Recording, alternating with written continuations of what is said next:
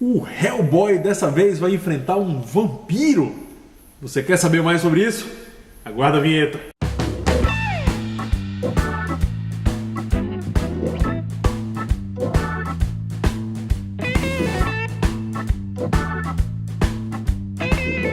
Salve, Alucinerds! Então, como a gente adiantou lá antes da vinheta, vamos falar do Hellboy, edição histórica, volume 2, O Despertar do Demônio. Sim.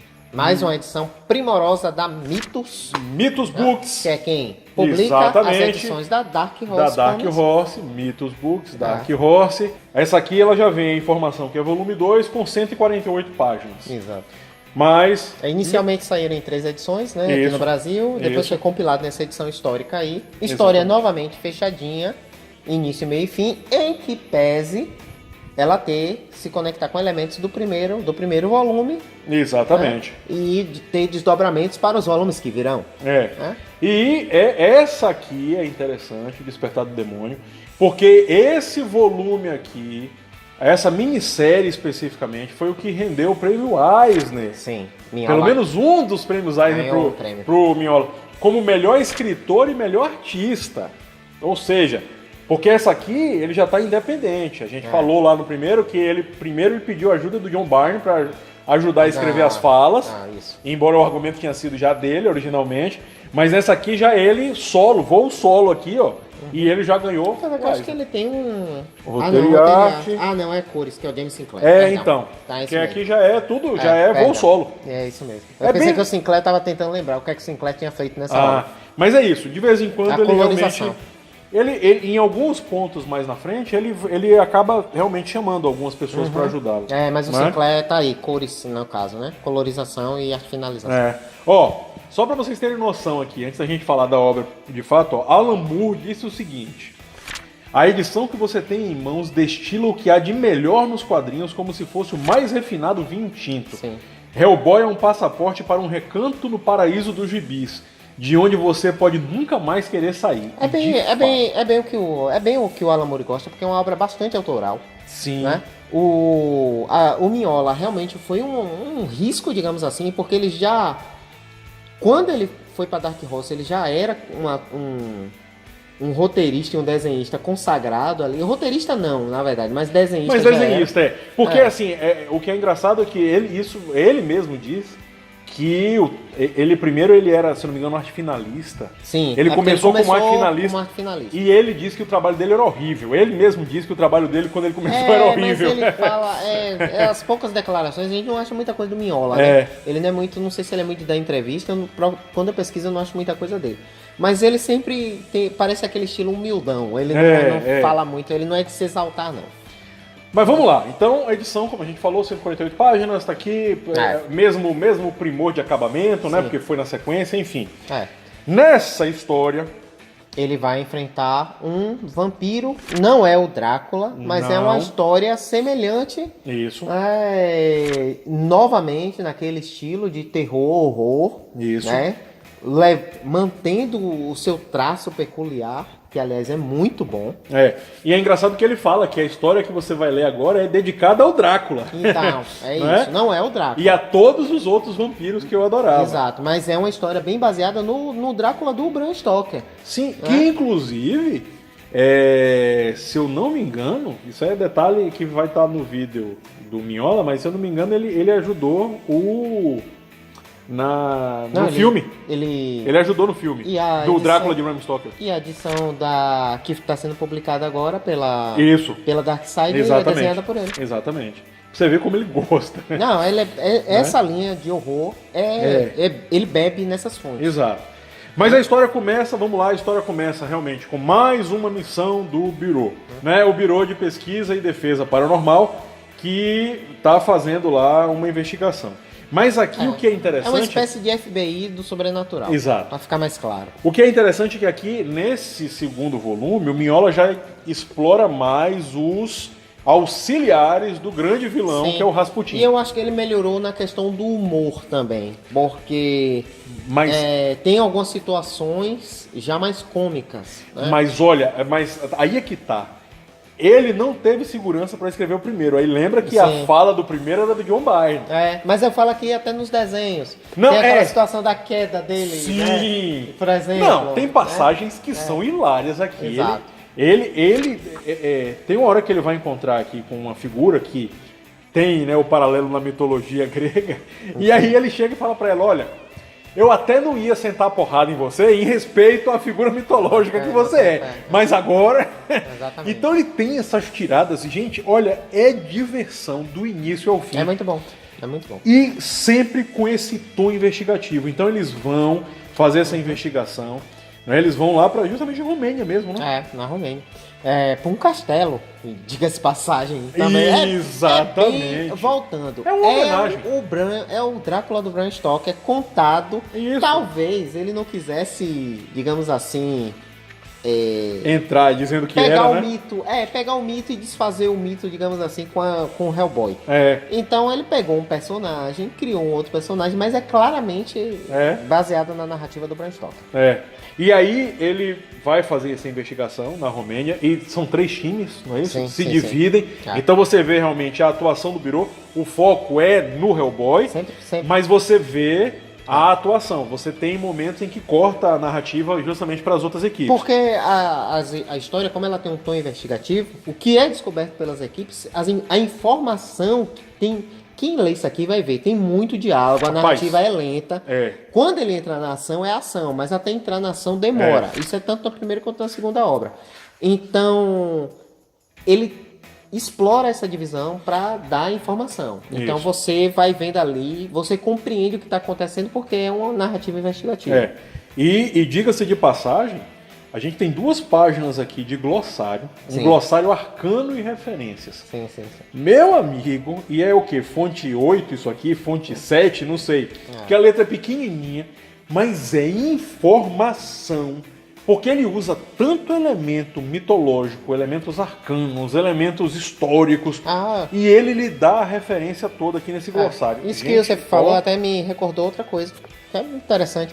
Aqueles que compraram as primeiras edições, que a Mitos inicialmente publicou isso aqui em edições quinzenais. Essa mesmo saiu em 3 edições. Sim. Aqueles que têm a edição, já de antemão, vale a pena pegar a edição histórica? Eu diria que vale. Justamente porque você não vai ter só a história, mas todos esses elementos extras que não estavam presentes na primeira publicação, como artes, né, de outros artistas. Isso. Algo que a gente acho que a gente acabou se passando esse lá quando falou do... que você falou não está na primeira edição. Inclusive lá no volume 1 da edição histórica, a gente acabou se passando e não falamos da galeria de arte que tem aqui no final. Sempre tem uma galeria de arte. Isso, e não é arte do Mignola não, tá? É arte de outros autores. Aqui eu já vi tem Derek Thompson, Dave Cooper, Bruce Timm. Então, olha, a história, a gente não vai de novo entrar em detalhes, mas de fato ele vai enfrentar um vampiro aqui, que é o Diuresco. E outras criaturas sobrenaturais ligadas à mitologia do vampiro. Exatamente. E o que é interessante é que aqui é a primeira vez em que o nome real do Hellboy é desvendado. Porque o Rasputin continua aparecendo, meio que com dor de cotovelo, porque foi ele que invocou o Hellboy, mas o Hellboy agora é bonzinho e não quer trabalhar com ele. Exato. E não quer trazer o Ogdrujahad, né, que se eu não me engano, que é o Deus Adormecido. Isso, o Deus Adormecido, que são os 7 dragões e o Escambau 4. Então ele não quer, o Hellboy já deixou claro que não quer, que a gente vê lá no volume 1.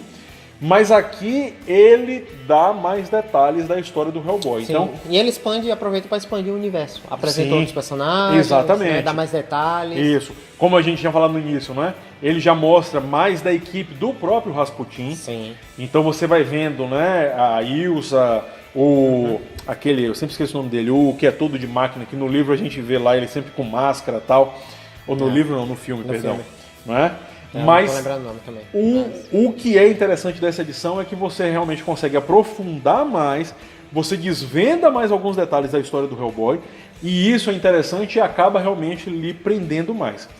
Agora tem um detalhe interessante que vale ser falado, é que embora ele tenha sido lançado com o volume 2, ele faz referências como sendo fatos já ocorridos, ou seja, fatos no passado, do que vai ser mostrado na edição histórica volume 3. Sim. Exato. Da mesma forma que ele referencia o volume 1. Então a cronologia do Mignola, ela não é tão linear. Não é. Pela ordem de lançamento dos volumes da edição histórica. Quando foi uma das condições dele quando ele foi para Dark Horse. Informação extra. Ele se comprometeu de que ele escreveria histórias, não necessariamente uma linearidade, porque ele queria quebrar com esse estilo de narrativa que é comum em todas as editoras. Então, a Dark Horse deu liberdade criativa a ele o suficiente para isso, e Exatamente. aí, né, as histórias dele, não necessariamente as sequências numéricas, quer dizer história mais pra frente. E o que é interessante é que mesmo fazendo essas referências, se você pegar isso aqui e ler, você não se perde. Ele deixa os hiatos, né? A primeira edição mesmo, o Hellboy começa 50 anos depois do seu nascimento. Ele mostra, o Hellboy nasceu aqui... já como um agente consolidado do PPD, do PPDP. Ele dá um pulo de 50 anos. Então, fica um hiato de 50 anos que ele vai contar depois. Exatamente. Então as obras dele, tanto é que tem guias, se você for pra internet você vai ver um bocado de guia de leitura pra lhe dizer, olha, foi lançado como volume 1, volume 2, mas a ordem de leitura seria o ideal, se você pegar, pra você pegar a narrativa mais linear, seria assim, seria assado, enfim. Ler da maneira como a Mythos tem, a própria Dark Horse e a Mythos publicaram, é gostoso demais. Eu também acho. É gostoso demais. O interessante dessa narrativa, eu acho que o Mignola, a intenção dele, os hiatos que ele deixa, o mistério que ele deixa, é proposital. Era para ser realmente descoberto um pouco mais para frente. Exatamente. Se você for ver na ordem de leitura, alguma coisa lá na frente, que seria uma informação que você ficaria pensando, levaria você a raciocínios, a teorias, você já se perde. Exato. Você já tem informação. Então vale a pena realmente, para quem tem ou para quem está disposto, tentar fazer a leitura nessa ordem, porque você vai descobrindo aos poucos, exatamente. Da maneira como o Mignola quis que você descobrisse. Então, vai ser uma experiência fantástica. É uma experiência para você, de certa forma, participar da história, porque você pode ir fazendo suas próprias teorias até elas se confirmarem ou não. Exatamente. Porque até hoje tem muita gente que tem dúvida, né? Do que é o Hellboy de fato. Exatamente. Eu acho que, como eu disse, eu acho que é tudo proposital. Acho que a ideia, e eu gosto disso. Sim. Enfim. Pois é, tá aqui mais uma edição primorosa. Hellboy, edição histórica, volume 2, O Despertar do Demônio. Você gosta de contos de horror? Leu no caso, Drácula do Bram Stoker, tanto o livro como pegou a edição que saiu agora pela Dark Side? Essa edição é pra você. Exatamente. Então, tá? Vá lá que você não vai se arrepender. Você vai passear aqui com mitologia, com segredos arcanos, etc. Só esse glossário aqui, meu amigo, é mind-blowing. Sim, de fato. Tá? E detalhe, as referências ao nazismo continuam sempre na verdade ali. foi expandido também esse universo. Né? Então ele realmente explora muito isso, de certa forma, essa dicotomia, né? O Hellboy, apesar da aparência, ele representando ali a tentativa de defender o bem, e os nazistas ali, os dissidentes nazistas que sobreviveram numa câmara criogênica. Você vai começar a entender um pouco mais isso aqui. Menção honrosa para uma participação bem curta de Baba Yaga. Sim, de fato. O bicho-papão russo, né, por assim dizer, da mitologia russa. Com as referências mitológicas mesmo.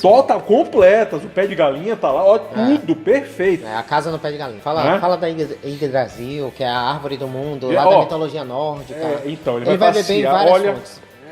Vale a pena demais, tá? Então, recomendadíssimo. De fato. Então, encerrando mais uma vez esse trabalho com essa edição primorosa do Hellboy, que sua manopla da destruição, e o seu filho. Nossa frase é feita.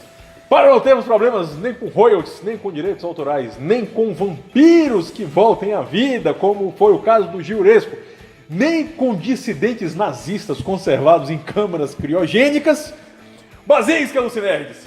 Grande abraço, pessoal. Valeu, até a próxima. Até a próxima.